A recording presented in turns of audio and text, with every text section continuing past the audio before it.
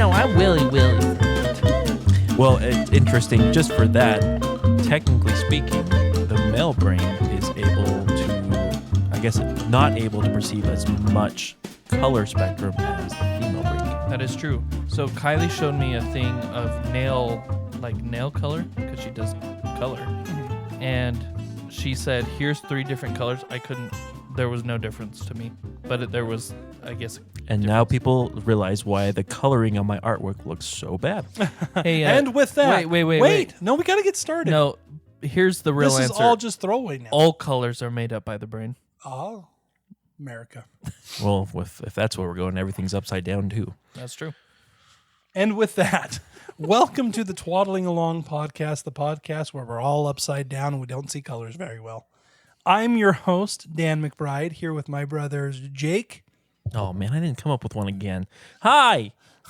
And Josh. The purple people eater does not exist. The purple people eater. It's the red-green Fake people eater. It didn't have as catchy of a tune. It wasn't quite the tongue twister that we The needed. red, green, purple people. Oh, wait, no. The red, green, purple people eater. Well, today on Twaddling Along, we're not talking about color theory. We're going to keep that to a future episode.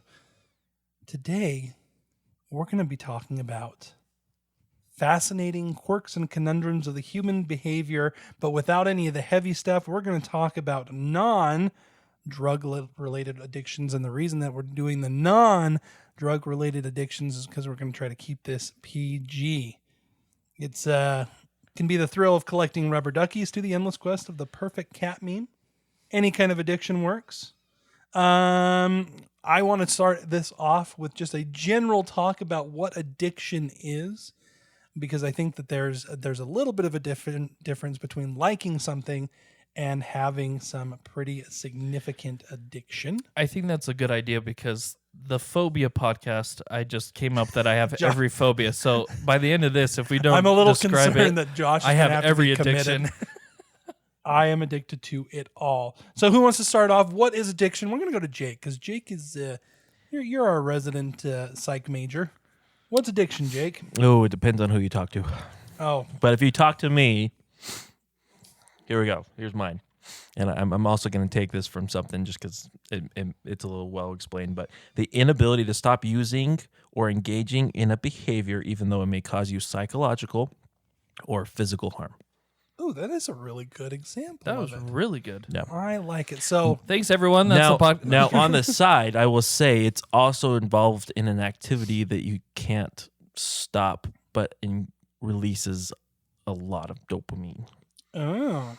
Now that's my side one, and that's where when you get in the psychology field, everyone's like, "What?" And they badger each other, and they start hitting each other with their pens. They just chuck. That's what psychologists do. They when have to keep fight. the notepads. Yeah. Notepads have sensitive information, so they just throw pens at each other. I'll show you. I got this one at a Holiday Inn. Marriott. As one of the psychologists gets hit in the head, falls on the couch, and goes, "Oh, I need to talk about this." and everybody else runs around them with their notebooks. Yeah. How's it make you feel? I win. Research. Sample size of 1. I'm writing a paper. Oh, well, there we go. So when we're talking about these addictions going forward, I do want to have people kind of keep in mind that this is something that is going to actually like influence and cause your life to be worse off by doing these repeated activities. So the first one, we're going to start off very light and just talk about shopping addiction. Ooh. Because it's a problem. A lot of people like to shop and they like to buy things and they like to buy things and they like to buy things and they like to buy things. And they like to buy things. And I'm a like shop to... addict. That was It's fast. begun. He didn't even try to stop I just like to himself. point out, so it's not to date this video, but I'm going to, or this podcast, but it's the 2 days after Thanksgiving. I just set up my Christmas stuff. Wanted to tell my wife that we're going to have a really good Christmas, so I bought a ton of Christmas stuff. So you are addicted. to shopping. So with all these, there's a fun little quiz that we can do for everyone to find out if we actually have shopping addiction. Ooh. Oh dear. So first off, the first question: do you quite often feel the urge to go shopping when you are low or depressed? Yes. Josh says yes. Jake? No. That's the last thing I want to do. Now, I guess I should say, is it tempting to look at technology that I could buy? Yes, but I don't buy it. But the thought of going shopping fills me with dread. So you are shopophobic. I am almost. You're well, it's more so, shop-phobic. and thankfully my wife's not a big shopper either. So like when we go to a clothes store, we're in and out pretty quick. But Josh, you said yes. No, I actually do. So it's funny that you bring that up. So I am clinically diagnosed with anxiety and depression. Right. And one of the things is if I do not spend money for a little bit of time, I actually do get depressed. Really? Yep, I really do. Like straight up, like this is an actual thing. And It's- Josh, this is an intervention. Yes, This isn't a podcast this at all. Well, we were going to talk about Here's- this. If I was a bachelor, I would be broke. But I have a very loving wife who is very, thinks more than just about my depression. She thinks about She's like, oh, our well- entire existence. And she's like, do we really need that? And I say, well, no. But Now, do you have a specific grouping of items or objects that you like more than others that you try to shop for, or So nope. just in general. So Just like if I could if spend you're- money on myself. if you're feeling sad, you can walk into like a Target and buy like a shirt and be like, oh yeah, that's the stuff. Well, not a shirt. oh well. I would say it has to be like kids' toys.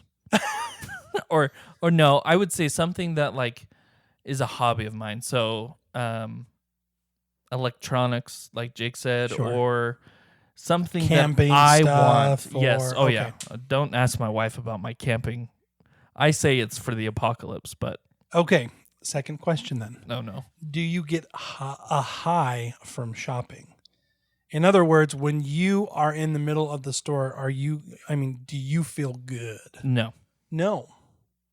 about 5 minutes into the shopping, I go, why? Why do I exist? See, and that's the thing about me is I have to be like, I go to a store for a certain purpose. Sure.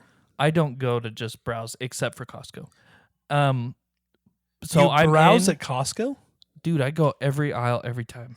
Real like up and down every aisle? Yeah, You can get your 10,000 steps that way. yeah, and It's I also, also how you spend spend like $1 million. Exactly. Is that so you can also get the samples? Oh no. man. I hate samples. Oh, get over What? your boo. You shut your dirty mouth. The samples are the best part of When they Costco. try giving me a meatball, I take the meatball every time. Well, I go for even like the obscure stuff, like the really aggressive guys down by like the drugs where they're like, hey, I've got this energy powder. And I'm like, yes, sir.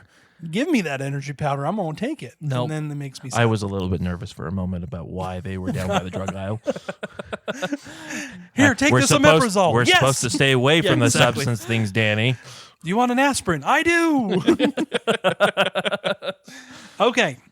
Do you frequently walk away from a store with many more purchases than you intended to make? Ooh, there's some quiet here. I do. I have that with grocery shopping. That is my Yes. that's what I was going to say. That's When it mine. comes to food, I'm terrible with that kind of stuff. Where Yep. if I do go into like any kind of grocery store and I'm like, oh, I just need a gallon of milk, half the time I'm coming out with quite a lot. You come with a full gallon. I have Boy, a full gallon of milk. I say, there's snacks. I walk down the popcorn aisle and I'm like, what sounds good? Popcorn. See, and that's Cookies. so the thing that I've done to Popcorn. combat that because No, thank you. I would always overspend. Not microwave popcorn. I do mine the nice way. Full kernel. Oh, for those No. of you that live near a Macy's, do you get the Macy's big old Ooh, popcorn the bag? King Kong. No, popcorn. I haven't got a popcorn bag for a while. I pop my own. Oh. So, but I don't do the microwave. I'll do it in I don't even know what they're called. popcorn maker. I saw a Yeah. YouTube video about someone who literally just like put a bunch of unpopped kernels in like just gobs and gobs of melted chocolate and they popped. And it like made like a s'mores popcorn. I want to try it. That is really. But see, I interesting. don't like popcorn. I'm not a big popcorn fan. Oh, that, what? That looked good. That's the only reason I go to a well, movie theater. now But see, that's why I don't, because I worked in a movie theater at 17. And yes, that's 20 years ago.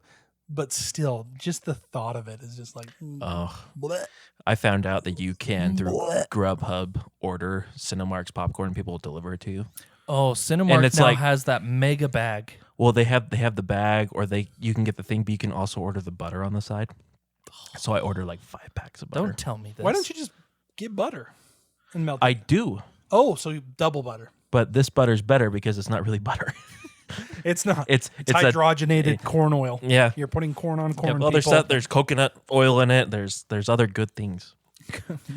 But going back to what you're saying, the way that I've been able to combat coming out of stores with more than I wanted is I don't go to stores. I shop online. Ooh, interesting. See, but we get ours delivered. Except for produce. We will talk about that here in a minute, but that actually can be more detrimental to shopping addicts than not. Is online, because it makes it almost too easy. Anyways, we'll talk about it here in a second. Interesting. But we're jumping ahead. Next question. You don't have to answer this one, but are your credit cards almost to their limit or maxed out? That is a very common thing for shop addicts. No. I don't have credit cards. Well, that's a lie. I'm an accountant. I have an Amazon shopping If card. I have a maxed out credit card, I'd get fired. Would you really? No. Oh. Because I know there are some people, like, they monitor your credit score and stuff. Mm-hmm. Are you unable to resist a sale or a bargain, even if it's something that you don't need? I used to have that for video games. Really? Oh, we're gonna get like into video games addictions the later. Steam sell. But I've gotten much better at it. How many games do you have on Steam? Right now? I don't want to talk about that. I have Humble Bundle. Ooh, and so you get 10 free games for like every month, and I have had that for like 4 years.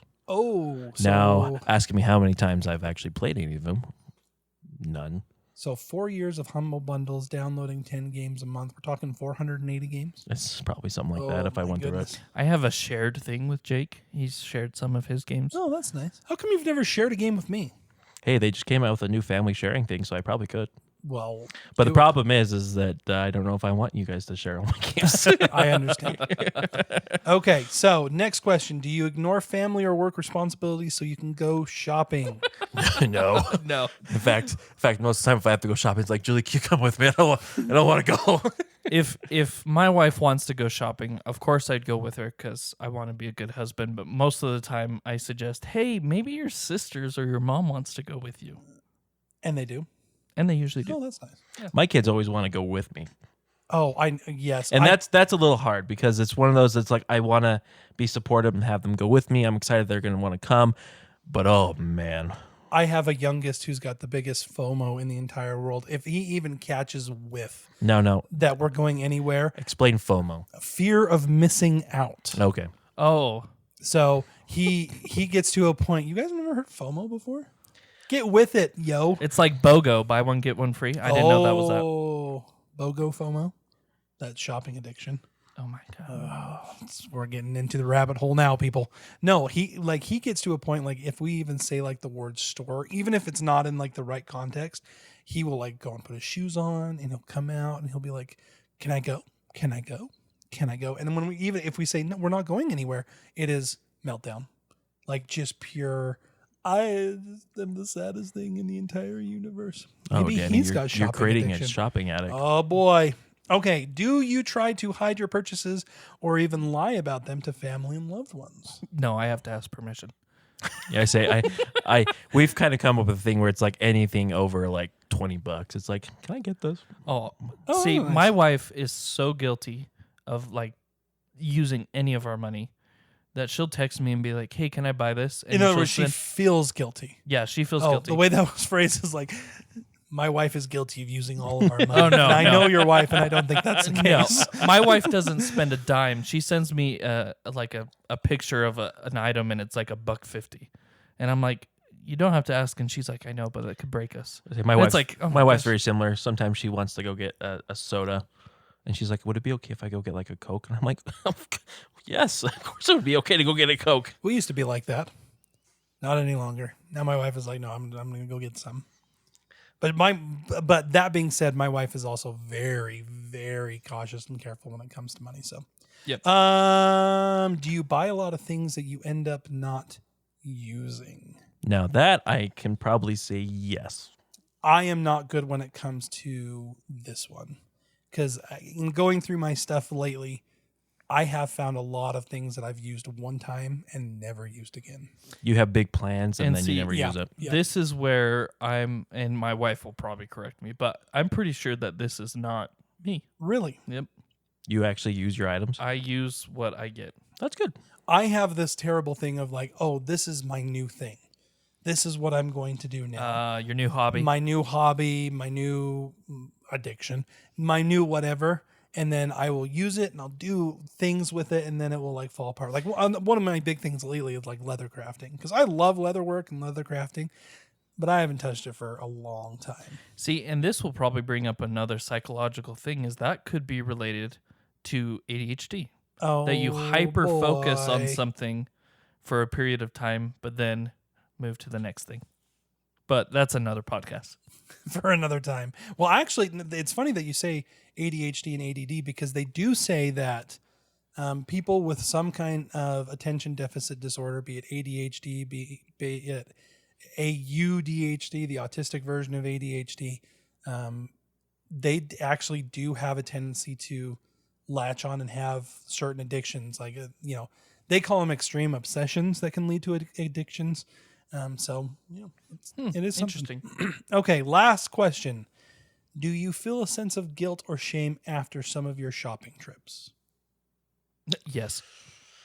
But that just might be who I am. There's sometime when the bill comes, you go, man, I probably shouldn't have done that. Mine's with hospital bills. I don't know if you go shopping for those, though, Josh. I know, but like I feel so guilty about my like we hospital- talked about the man hospital cold. I go to the hospital sometimes because I'm like, I just have to find out what it is, and it's nothing. And then I feel bad when I get like the $200-$300 bill in the mail. Oh, that I agree with, but I actually get more angry at them than me. Oh. So I'm like, I didn't have anything. Why am I paying you $700 for you to tell me that it's a cold, you jerks? And then people are like, well, they To any did go to doctors school. out there, we do appreciate you. I don't. Just kidding, I do. Danny almost ate his mic. I did. doing that. Wow. I got really close. Okay. So that's shopping addiction. Shopping addiction is something that I think it's actually they consider to be a modern addiction, something that didn't actually exist all that long ago. They say with the rise of consumerism, commercialism and everything like that, there is more of a dopamine response when it comes to shopping than there was at one time. I tend to agree because I can't see any of our ancestors wandering around the highlands of Scotland being all that excited going down and buying goat's milk. But, maybe they did. You I never don't know. Okay, ready for the next one? Yes. The next one, gambling addiction. Ooh. Gambling addiction. Now, this one is kind of weird because gambling addiction, when a lot of people think about gambling addiction, they kind of think of the slots. Vegas. People going to Vegas, doing the slots, and I think we've all been into a casino and seen the little old lady that is just grounding and just pounding that Yes. slot machine and just hitting that button again and again and again and again and again and again. However, there are multiple kinds of gambling addictions. There's sports gambling addiction, which is actually it's problematic here in the US. There is mobile gambling addiction. Now, this is something that's kind of interesting. They say that there are certain apps and games that exist that feed that gambling need. So, like, one of the things they talk about is like the clicker games. I don't know if you guys have ever played like Cookie Clicker or Eggs Inc. or anything like that. Oh yeah. It can actually influence that kind of gambling addiction because you're always looking for that high. You're looking for the high of that next up, that next level. And it's not necessarily all about the money. Which It's is the weird. It's the chemical It's the response. thrill of the gambling. It's the threat of the gambling. Interesting. It's the risk. The risk of it. Okay, you ready for a quiz here? The gambling addiction quiz. Brought to you in part by ProblemGamblingArizona.com. Reach out to us if you want to be sponsored.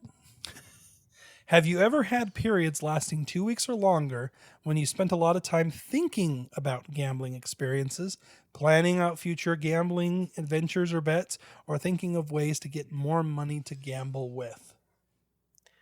No. Well, I can't. I don't think I've even had it cross my mind. Like, you know what would be fun? gambling. Just going in Vegas Yeah, and gambling. I've never had that. I'm not. Now I will. Okay. Oh, boy. Oh no! Here we go. This So, is another I- intervention moment. I went on a cruise recently. Super fun, but every cruise ship has a casino. And I was like, I have never gambled in my life. It would be fun to put like $1 in a quarter slot machine or whatever. And I won a lot of money.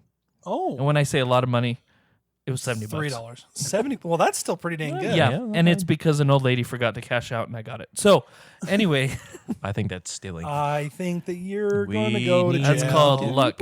But I will say after that, it was like, man, it would be fun to do that again. Now, have I gotten over it? Yeah, of course. But yeah, Well, see, and I've gone to Wendover and I've gone to Vegas and I've done gambling. Like we're talking like blackjack and everything like that.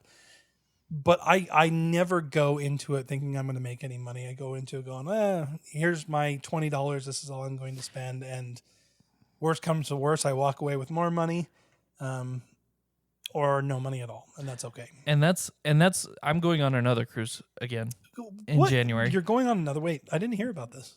Where are you going? We're going to Mexico. Ugh. To be childless and just be able to I was travel. kind of worried or- about that for a moment, Danny. Like, you racist son of a gun. No, I would love to. I would love like a Cancun. Well, no, Yeah, I this would one's love to. Ensenada, but they have. I'm going with my in-laws, and they like to play blackjack. I love black. And so, instead of getting some of the other things that cruise comes with, we're setting aside money and budgeting so we could go and play with them. Yeah, interesting. Yeah, I there are lots of other things that I would want to spend my money on and not gambling, but True. And nevertheless, I've never done it. Really? So I don't even know how to play like any of the games. even like a slot machine you've never done. No. Well, good for you. I have on the game Dust. Do you remember Dust? Oh, Tales of the Wired West. I did that for hours. I couldn't Look even for get those past cherries, the first man. person. I'd accidentally shoot him in the head, and then they'd go to jail and get hanged. You Wow. have no money. Alone. Speaking of another racist game, when you look back at it, you're like, oh my gosh. Oh, if anybody knows what we're talking about, leave a comment, because that's an obscure one. And we're not talking the Dust game from like 10 years ago. This No, is a we're Dust talking- game from like a long time ago. like mid '90s Dust game, like point and click. Hey, I found it online, and I play it sometimes. Do you really? Is it really online? Yeah, it's like probably a pirate or something. Oh, yo. Ho, Just kidding. No, yo. it is. I did pay for it, but it is online, and I do play it every once in a while just for kicks and giggles. Really? Yep, and I can't shoot the outlaw. I'm not fast enough. You can't shoot the outlaw? Just Like- with the hand, you hit The the click hand, the and gun? click. Yeah, Oh, that's like the for some easiest reason part. I've never been able to do it. Oh man, that's a great one. Okay, the next kind of addiction. We're gonna move on from the gambling addiction.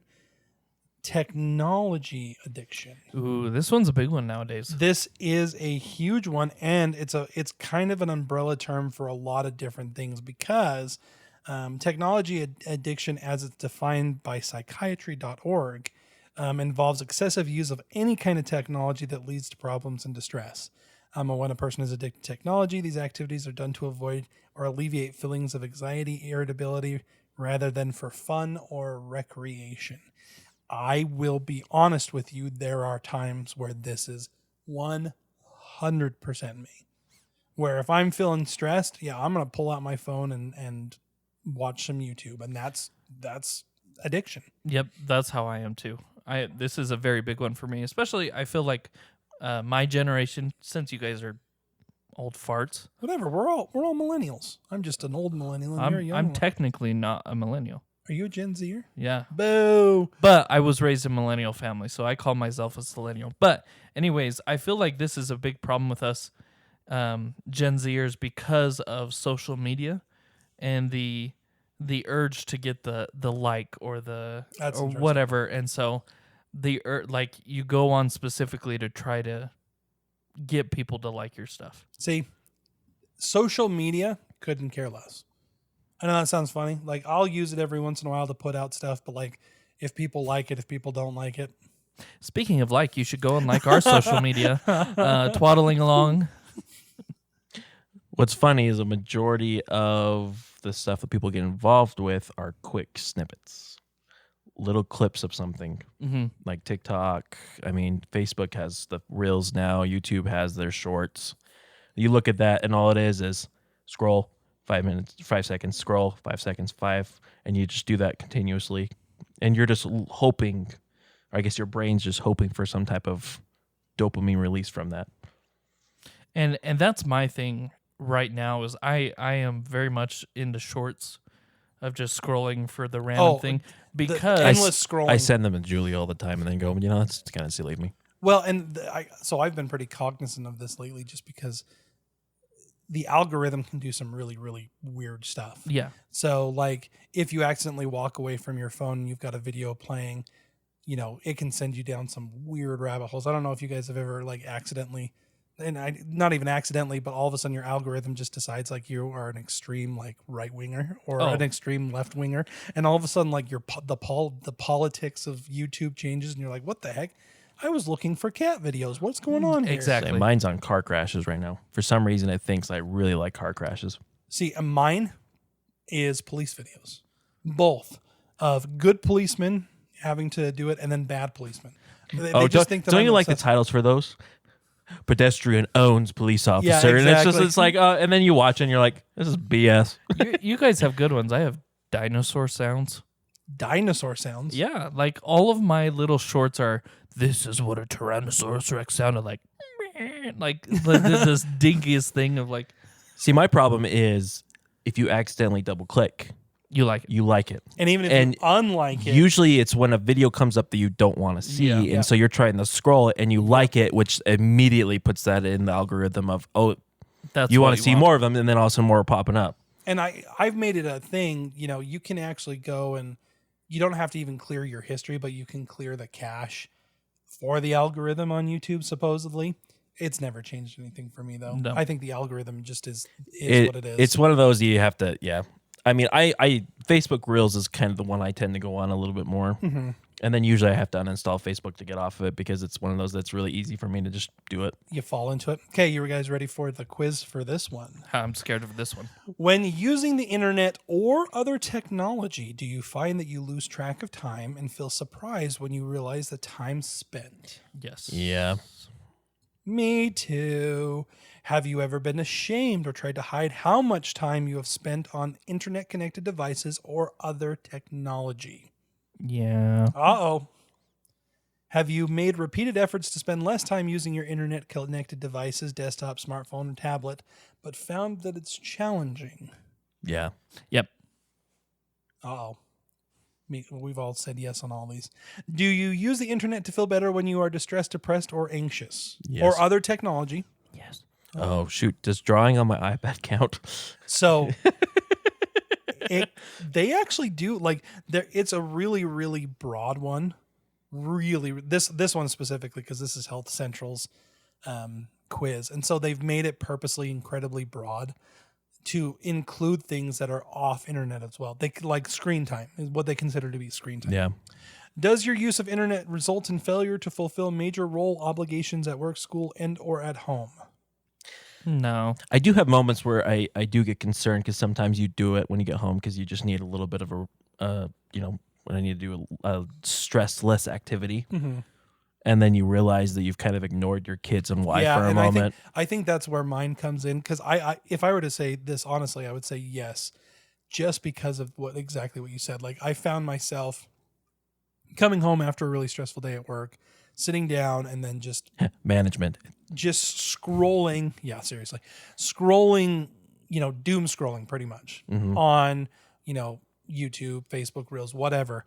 And looking up after 45 minutes and feeling awful that I didn't go do something with my kids. And Or the thing your that's even kid worse, calls it out on that's exactly. Or your kid comes up to you and says, "Hey, do you want to play with me?" And you'll be like, "Oh, in just a second." And then it's 30 minutes later and you're like, "I'm an awful father. And that's probably why I answered no, because I don't have kids yet. And so it's like I don't have that guilt per se. But if I were to have kids now, it would probably be See, and what's interesting is I mean, I have always loved technology. In fact, I work in the technology field. I mean, that's what I do. Kind of hard for you to give up. It's really hard for me to get away because that's all I do. I mean, I'm for everyone. I am the guy they go to for tech things. Sure.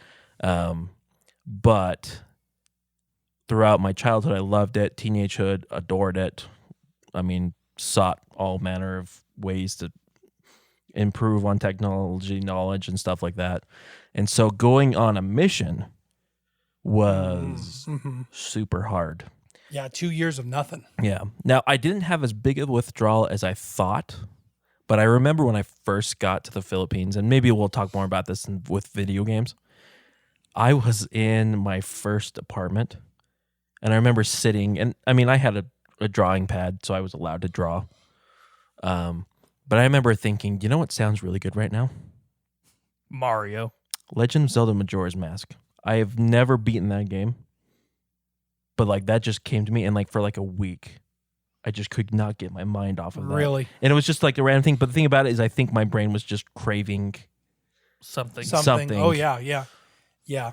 I don't even remember who the comedian is, and it's probably someone who's been canceled, but there was a comedian one time that said that, you know, they had experienced something sad and pulled over to the side of the road, and their first inclination was to pull out their phone. And he said the reality of that, instead of just sitting there with your feelings, actually kind of scared him, because he realized that he was using it as a crux for the feelings instead of actually experiencing the feelings. And that he's probably been doing that again and again and again to a point where it's dulling his feelings. You know, which brings us to the next question. Have you given up important social, occupational, or recreational activities because of your internet use and or technology use? And I would say yes. Especially, again, going back to teenagehood, I'm a little better as an adult. Yeah. But as a teenagehood, I look back, and there are multiple times where I'm like, you know, I really missed out on some stuff just because I would rather do things on the computer. Batman Arkham Asylum. When it first came out, I got the game. And me and my wife were newly married. And we had an evening off. And I just put in the game for a little while and just started playing it. And my wife came and sat next to me. And I was clueless about what was going on. I didn't realize that if I had looked over, she was ready to go out. She would, you know, dressed up, put on makeup, and she was excited to go and do something. And I just sat there and played and played and played. And it wasn't until midnight, literally midnight, that I looked over, and she was near tears and pretty upset and just being like, we could have done anything. You just sat there and played video games. And ever since then, I think that I've been pretty cognizant of it. I will still fall into it every once in a while where it's just like, I don't want to do anything except for just let me play. And I don't play video games near as much as I used to. As a matter of fact, if I get an hour a week, that's surprising. So, and you know, I'm actually kind of in a similar boat. Yeah. The guy that has 400 plus games on Steam, he never uses. And it's kind of interesting when you look at it, when you go back to dealing with feelings and things like that. I think having that experience in the Philippines taught me so much, because I mean, I was coming in contact with some pretty crazy stuff on a constant basis. I mean, people in conditions that really you're just like, I can't even comprehend how you guys are able to live this way. Seeing children kind of starving, and like if a dad brings home a bag of rice in the evening time, like that's a huge deal type of thing. And because I had to deal with that, coming back and going into the psychology field for the time that I had, I think that's what helped me so much not get that secondary trauma that people often get when they see things like that. Is that I was able to kind of work through that, recognize that, and come up with methods and means to be able to cope with that in a healthy manner.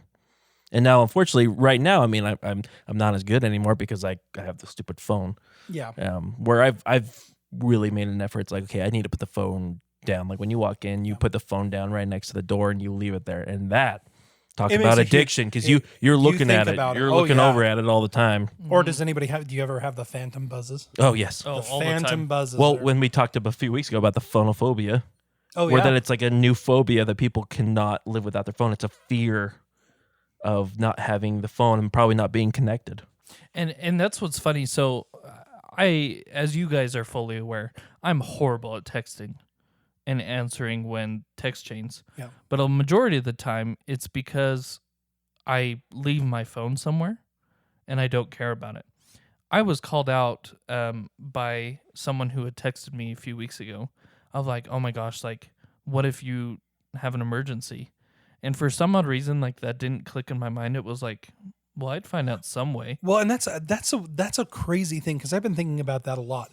Like, that is my concern all the time. Mm-hmm. Like, oh, if I call my wife at the store and I'm trying to ask her a question about something and she doesn't pick up, my fear is, well, what if this had been an emergency? Mm-hmm.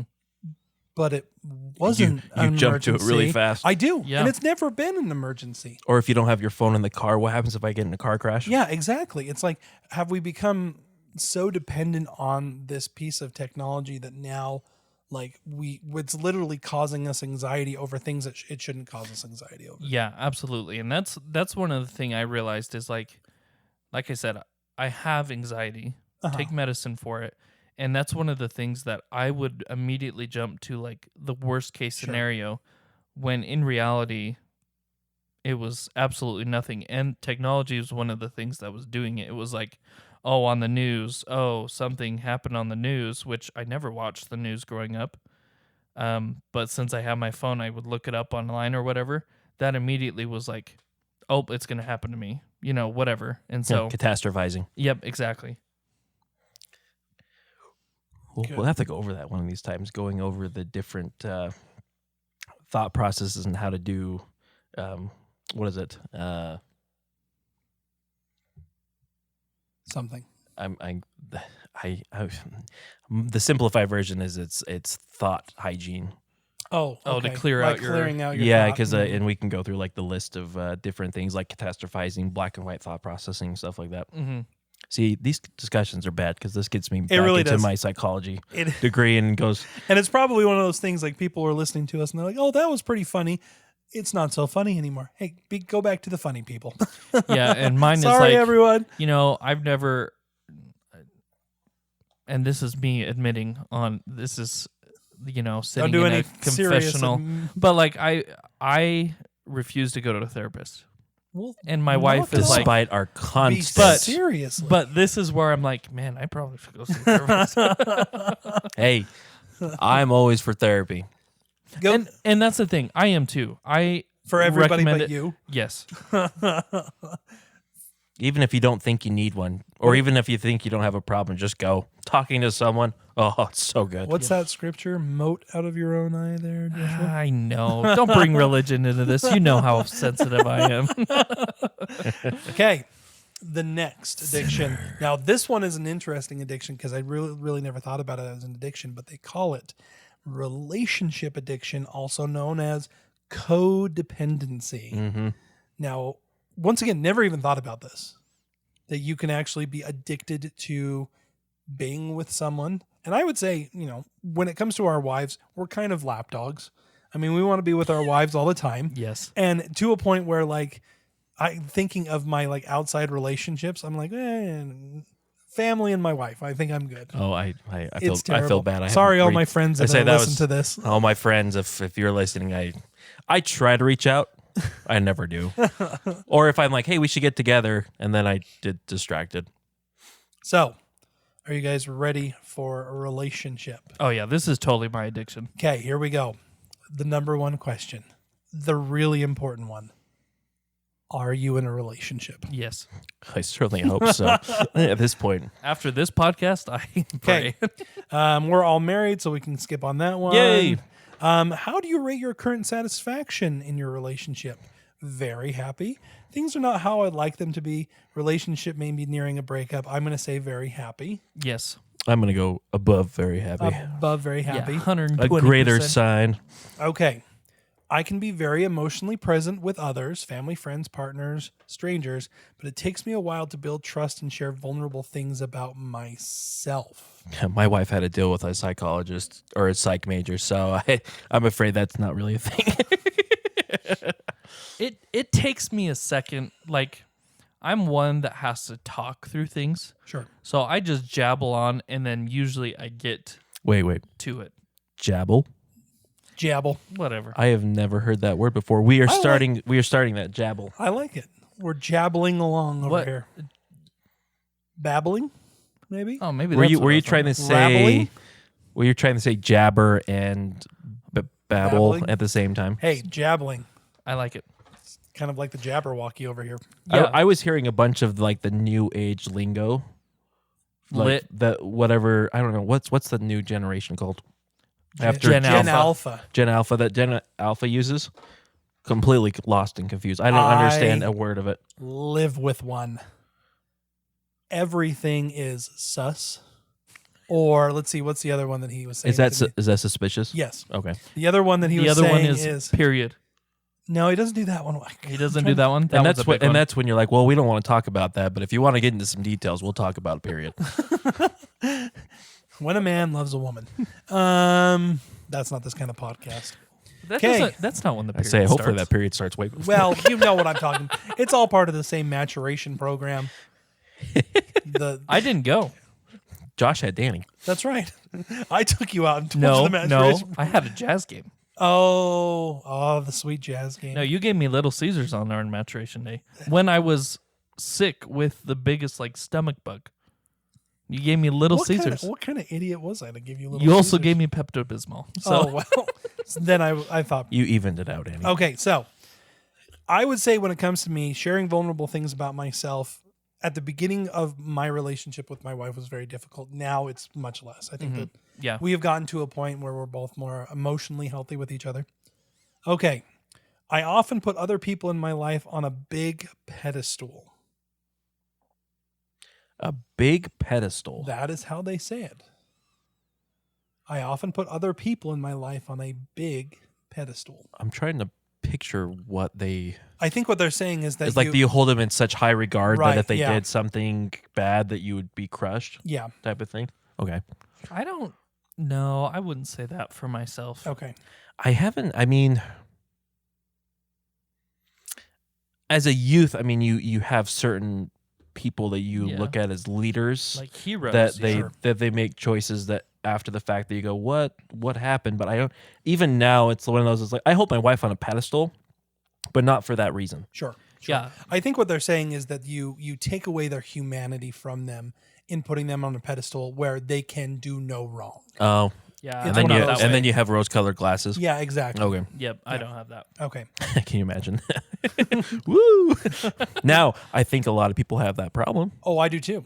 And I think that that's a problem with the world in general, is that sometimes when you want to believe something so bad, you're willing to look past it, that bias, confirmation bias, Yeah. like things like that. And also something that we've been talking a little bit about the past couple weeks just as a family of having that expectation that you've created that is unrealistic. Yeah.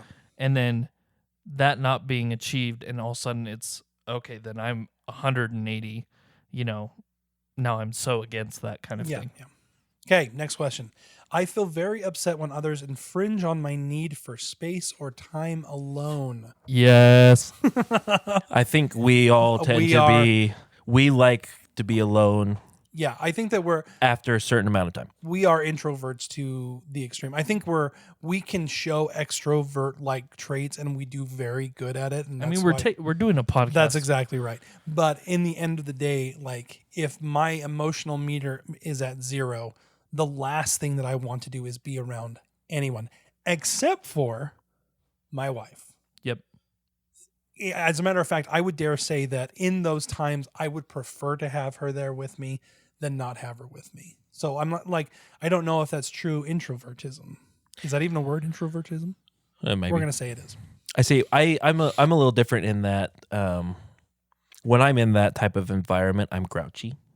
Mm-hmm. And so I tend not to want to have my wife right there while I'm grouchy, and they give me a moment that way I can come out and and be a little better. Now that's not to mean that like I'm not going to her and like I'm hiding my vulnerabilities from you. No, Sure, she understands that. Just like with her, I mean, a lot of people, especially when you have kids, overstimulation. Oh, 100%. You come home Yeah. from work, you've been overstimulated on the road because of Traffic. foolish drivers, all sorts of stuff. The work day, you come home and they're screaming, overstimulated. My wife usually is overstimulated. And, you know, pushing her to hopefully go and take a moment for herself is hard enough. And then sometimes there's that fear of like, well, I need the moment, but I don't want to bring that up with her because she's already that way too. Yeah. Yeah. Okay. I tend to be out of touch with my emotions Emotions is Ooh, I like quite that. frequently. We're just making up words left and right. On this Jabbler, emotions is introversism. I would say that I'm pretty in touch with my emotions. Dude, I cried. Now, every what was day. the question again? Because I made fun of you and I completely forgot what the question was. I tend to be out of touch with my emotions quite frequently. No, Frequently. I think Jake made this a lot more aware in our family when I would say so. when, like, when I was Jake was going through my when my Jake was degree. going through his degree. Yeah, And I then came- when I was working in the field for a time. I came home from my mission and all of a sudden people were talking about like their emotions and I was like, what the? We were talking about more than just emotions. Yeah. Okay, ready. Human sexuality. Oh, yeah, you can't get me started on that. We'll have to have an adult only. Not that it will be bad, but it's more of the It's an adult talk. a little bit more of an open conversation. Okay. But in terms of the emotion, with it, I mean, I learned so much in school about recognizing emotion because if you don't recognize emotion, and I mean in a lot of aspects in parenthood, in growth, in your own life, I mean it's going to almost always have a negative impact on someone. Yeah. Yeah. Be it yourself or someone that Yes. you're engaged with. Yeah. And here's the other thing that I'll say is when I got married, I got a lot better because my spouse pointed it out. Oh, yeah. And I was like, no, I'm not. I'm not grumpy. And then been like, oh, wait. Oh, dang. Okay. This is an interesting one. I am very attuned to others' needs and often put them before my own and resent it later. Have you guys ever felt this? I think I would answer yes to a point. In my personal everyday relationships, I would say probably not, but there have been occasions where I have been asked to do something and I am gung-ho. I am going to do this. I'm going to get this done. And then after it's done, I'm like, I did not receive the praise, which is terrible to say, or the recognition for what I just did. Yes.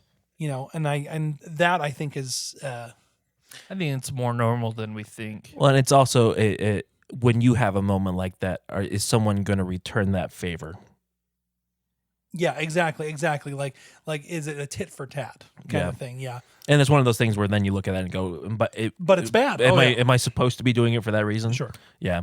Yeah. Again, that's one I don't have happen often, but there have been moments where you do something, go full out of your way. Yeah. And like at the time, it's like I'm doing this fully out of love for whoever you're doing it for, and then afterwards You analyze exactly. Yeah. You have a go little- through it again and again and again about you have what a you moment, do. Okay. and then you're grumpy about it. It is very difficult for me to set boundaries unless I am angry. I can sometimes set excessive boundaries and push people away too dramatically out of anger. I don't think so. We're not I'm not like overly. I think we've got an underground temper, no doubt about it. But I don't think that in those times we lash out too much. We No. more just go and yell at some inanimate object. Usually, and this will go on, I usually turn to video games where I could go and shoot and kill anyone I want. Okay, here's one that I fear is kind of my big crux. If I notice my partner dun, showing dun. any signs of coldness, I panic and want to get closer as quickly as possible. Yep, that's me. 100%. Sorry, honey. You will listen to this and just know that I do admit that I do this. Even if it's not anything to do with me and I know what is causing that coldness, I almost go over and above. Yeah, one of my biggest fears is divorce. And so anything like I said, I jump to conclusions quite frequently of if she's feeling cold, oh my gosh, I might have done something, like I don't want her to leave, la la la la la, when in reality she may have just had a bad day. Yeah, You know, exactly. like, Yeah, well, and I think that's in many ways a very selfish thing. Yeah. Because I think, especially Thinking for of me. yeah, exactly. It's like, oh, I did something, it's my fault, and it, literally 9 times out of 10, if not more than that, it's completely unrelated to me, and I'm in a way when I do that, I kind of feel like I make it about me, which is a terrible way to do a relationship. It's something that question actually. Luckily, this isn't the first time that I've read through this, and having read it a couple times is something that I've come to recognize that I need to work on. And my wife and I have talked often about it, and we've kind of come to the thing where if something's wrong, you don't necessarily need to talk about it at that point. Yeah. But for the greater good of both of our well-beings, We need to talk about it. it's one of those that you say, like when I ask, how are you? You say, I'm having a little bit of struggle. I don't want to talk about it right now, but I'll talk about it later if that's okay. Uh-huh. And usually that can immediately Okay. de-escalate. And normally it's like, it's something else. It's not you. And I would be more than happy to talk about it, just not right now if that's okay. Mm-hmm. And then there's me. It's like, it's totally me. I'm the worst. Yeah, I'm kind of the same way. I internalize it way too much, and it's something that I recognize. When I feel hurt by a loved one, I often have a strong fight or flight response. I find myself wanting to push this person as far away as possible. Yeah. Really? I'm a big flee. I'm not much of a fighter. If I'm hurt in a way, I tend to run. Very far away. I like to, instead of being hurt and facing, growing experiences is what I like to call them, I prefer to just avoid anything like that. Yeah, confrontation. Well, and I think that's a natural thing. Nobody wants to be uncomfortable.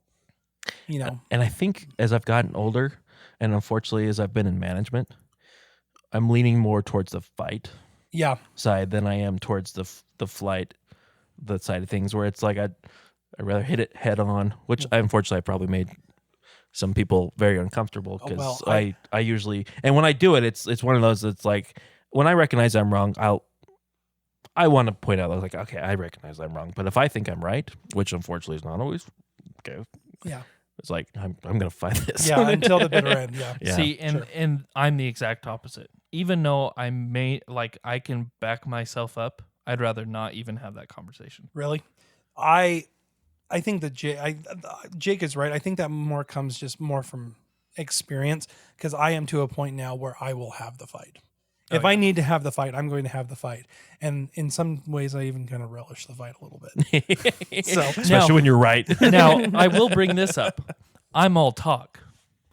If I know something is going to happen here soon or whatever, and I have time to prepare, I'll talk the talk and be like, oh, I'm going to go in there and do this and the other. And then I, totally wuss out and just, flee for my life. And not wuss out. I shouldn't say that. But when I get in those situations, I feel a lot more comfortable bailing than avoiding. Yeah. Mm-hmm.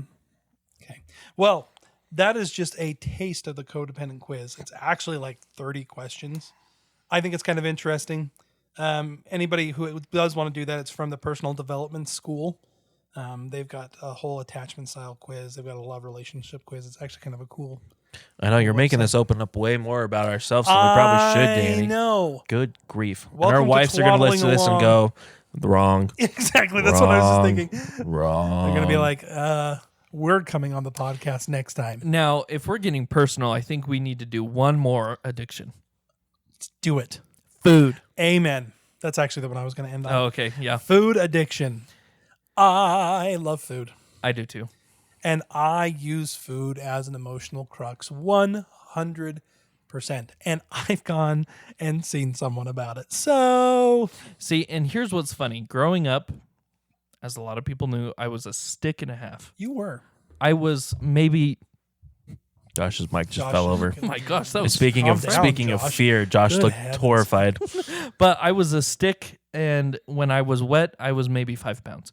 But And everyone was like, "Is he adopted? Exactly. They're like, is he compared actually to part of you your family?" two- Yeah, because Danny and I were not that way. not at all.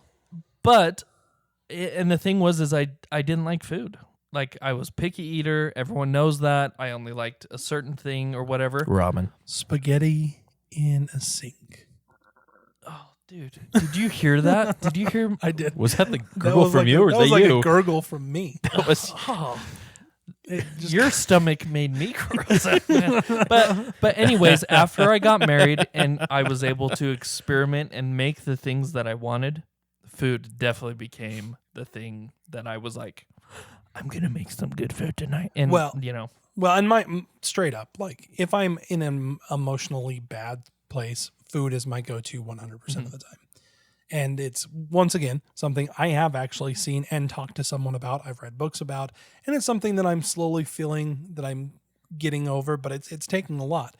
It comes, I think, honestly, to all of us. We are in a family where that's the way that we show love, is by food. And so that if I am feeling unloved, nothing would make me feel better than, food. yeah. And I'll point out Ribs. to our listeners, Yeah. for those family members or those who are not family members who are listening, is we never had a point in our life where we ran out of food on the table. No. We are very privileged in Yes, this. very privileged. This is a very privileged. well, and it's one of those that even I having gone to other families where they make just enough. Yes. And it's by choice. It's not because they don't have enough. It's because that's just the choice they make. They don't make more than enough.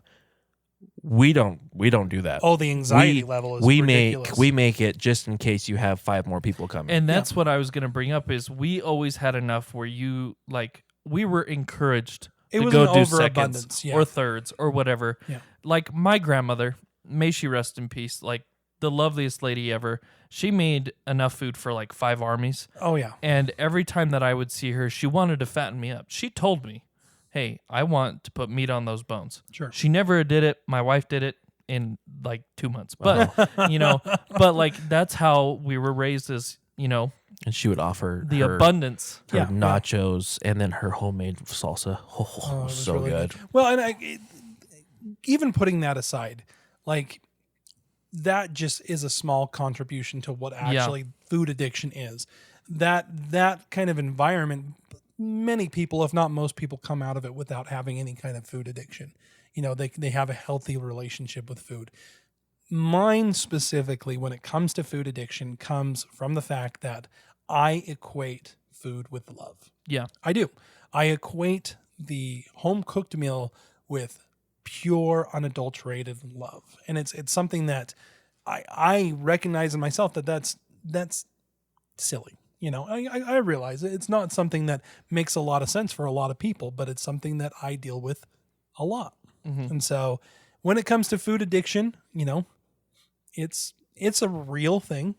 100%. There's a lot of people that will probably be listening to this, rolling their eyes and being like, here's 3 fat guys just trying to explain why they're chunky. And that's just not the case, Because I like to eat food And it's because I'm happy. and I don't like Yeah, to move that yeah. much. Yeah. But a good meal. Okay. Anything else that we want to talk about when it comes to addictions? This just open like Has it already been 45 minutes? All of our topics Oh, son so of a far have really opened my eyes into a lot of different views and avenues, but nothing more than these human condition ones. I mean, Yeah. we had the phobia one, we've had this one. I mean, it's just every time we do one of these, it's just getting more and more interesting. So, Yeah, and I just want to point out for any of those who are listening, and I always am the one that gets super serious and sentimental. Go ahead. But any of those who are listening who feel like they have the addictions, it's not, you're not alone. And you can go get help. And you can go get Yeah. help, and it's okay to go get help. And there's actually people that want to hear you. Yeah. Yes, yeah, exactly. I hear people that keep saying, "Oh, they don't want to hear my story." I'm like, "Oh, trust me, they They've heard a lot worse. Yeah. Or I'd recommend go sit in a hair salon chair. You'll spill your beans anyways, and it releases a lot of Start stress. start a podcast. Or That's start true. a podcast, or start a podcast and talk about All your internal problems. Yeah. because that's helpful, I'm sure. But honestly, go get help if you need it, and you're not alone. There's a lot of Sure. good people that can support you, and sometimes it's okay. Yeah, not only is it okay, it makes you a healthier person when you go and you actually ask for help. Yeah, that's one thing that I like about the past few years is I feel like when I was really young, addiction or different mental disorders and things was hush hush. You Sure. don't talk about stuff. But nowadays it's a lot more open, and maybe that's just because of how we are in our family. Well, but like, you had me. but like, it is a lot more open and a lot more general, like in the general public, Sure. and so it's good to there's people out there. Sure. Now, a couple show notes before we do our closings. Number one, this is the last week before we go on our week break. We will be coming back 2 weeks from now. We will be doing history. It is my choice, and I've got a good one. I'm doing a lot of research right now. I'm even reading a book about this individual, so it's going to be fun. Oh, It's it's an about individual. an individual, huh? It is an individual. Can you give us an era? I can give you an era. The era is 1850s to 1950s. The Gilded Age, the end of the frontier times, and this person is an author. Mr. Mark Twain was that? No, he was earlier than that. Oh, Is that it who you're gonna do it? is. Yeah, we're going to come back and we're going to talk a little bit about Mark Twain because I find him incredibly Wait, Mark fascinating. Twain was alive until the 1950s? Not 1950s. He was alive until 1910. I was trying to give you kind of a time. Oh, I was like, I thought he was born like in the early 1800s. No, yeah, I thought he was born in the 1700s. No, he was born like right before the Civil War, and actually like was part of a regiment of the Civil War. So Oh man, I have a lot really to study. interesting guy, really fascinating topic. We're going to come back with that. The second thing is, as always, make sure that you are subscribing to us on any place that you are listening to our podcast. There's a couple people that are using different services outside of Apple Podcasts and Spotify. If you wouldn't mind, just go on and rate us. That's really helpful in getting the name and everything kind of up and going. There's a lot of behind the scenes action when it comes to what we're doing with this podcast, things that we want to bring in. And so any kind of interaction with our listeners is really, really helpful. Now, if you give us anything lower than 5 stars, we know who you are. We will We'll find you. Third thing, if you do have topics that you want to hear, we've been doing this now for, I think we're on episode 9. Are you serious? We've done this for 9 episodes now. We still have a plethora of things we want to talk about, but we always want, like I said, any kind of engagement. If you have a topic, make sure you are emailing us at emails@twaddlingalong.com. If you've heard something hilarious in our podcast and you're like, that would be awesome on a shirt, please let us know. Seriously. Or if you think, hey, there's a section of this podcast that I absolutely love and you want to see it on YouTube as a YouTube short with some of Jake's drawings, let us know because we can do that as well. And if you just hate us, keep listening anyways. How early was the podcast recording? Did they hear us talk about color theory? Oh, they're gonna hear color theory a little bit. So you guys already know I'm awful with color theory. So A little bit of color theory. Okay, final words. Joshua. I gotta hang now. No, I think addictions are very interesting, but I also think that like a lot of times we tend to jump to conclusions about ourselves. I have every addiction there is. No, I'm just kidding. I really don't. But I do have things that we need to work on, And I'm just gonna stop there before I shoot myself in the foot. Jake, final word from you. Addictions are. I've loved studying addiction. Initially I was studying all sorts of addictions when I was going into marriage and family therapy, but I love how the brain responds to our behaviors, but I also love that our brain is plastic. meaning that it is able to develop all throughout our lives. Oh man, So- I thought you were talking about that it was like made by humans. No, I held a brain. It was really cool. Ew. Yeah, I took a picture with it. Now that I look back, I'm like, well, that's probably not Ethically, not you're probably. respectful. But it was really cool studying the brain because you find out that even though you might have these behaviors, the addiction and things like that, you have the capability to move past it. The brain is a wonderful instrument that is able to do extraordinary things on a daily basis, and overcoming those obstacles is one of them. So as we talked about, I mean, going to therapy, seeking out help, things like that, that's perfectly normal. The brain, I think, sometimes wants that just as much as it wants that release of dopamine and other chemicals that cause the addiction. When you go out in the field, you're going to have tons of people that are going to tell you all sorts of things about addiction. The psychology field, many people are like, that's not an addiction. There's no such thing as that addiction and things like that. My big thing is just, what do you want to improve on? Do you want it gone? And if that's the case, go for it. I say that, and there's a lot of things I'm like, I probably should do that. Yeah, and I just want to throw in, I know I already had my turn, Go ahead. but there's always light at the end of the tunnel. I have several examples of friends, family members, whatever, that, you can overcome an addiction if you really set your mind to it and come out happier and really have that release that your brain's wanting in a good way later on, which I think is awesome. And you can't replace it. Yeah. Plasticity. I should say plasticity. Sorry, I said plasticity. Yeah, There I was you going go. to say, There you go. our brains are made of plastic. It's made at like the Lego PVC. store. Exactly. Well, and I think that's how I'm going to end, because I think you guys summed it up really well. The only thing that I have to say is the human brain is an amazing, wonderful thing, and I think that Jake said it perfectly. Do not be scared to try to improve yourself, because that's, I think, what you're yearning for. When you go into, and we didn't even get onto this topic, and I wish we could have, but there's an evolutionary reason why our brains have addictive behavior.